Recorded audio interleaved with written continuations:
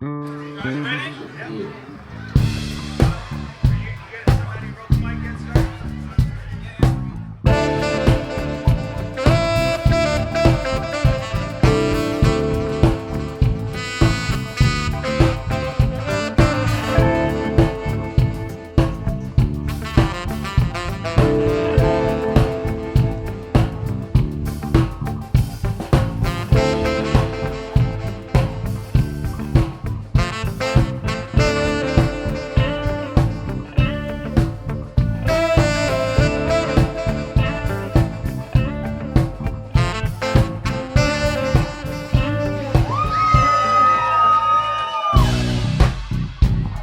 still be sure to go see him tomorrow night because he's our boy.